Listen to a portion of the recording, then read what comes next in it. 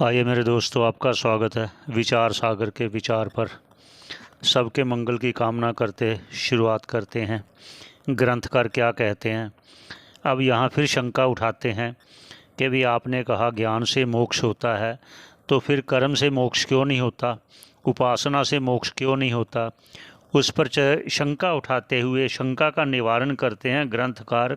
कर्म से मोक्ष क्यों नहीं होता उस पर चर्चा करते हैं। आप पढ़ सकते हो, वहाँ हिंदी में है सब।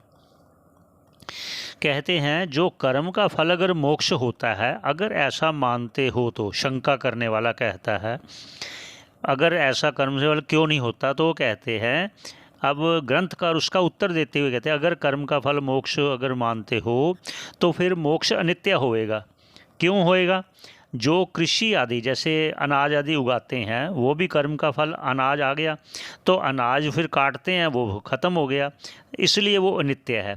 ऐसे ही यज्ञ आदि अगर कर्म करते हो तो उसका फल क्या है? स्वर्ग आदि मिलेगा। स्वर्ग आदि भोग कर फिर नीचे आना पड़ेगा, जन्म मरण वाले चक्कर में आना पड़ेगा।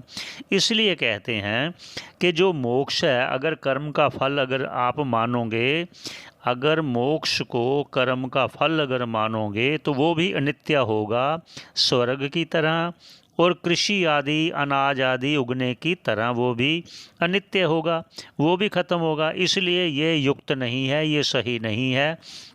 इसलिए कर्म का फल मोक्ष नहीं है, ज्ञान का फल मोक्ष है।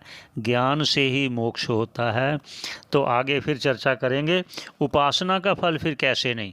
इसलिए अब कर्म का भी अब उन्होंने निराकरण किया।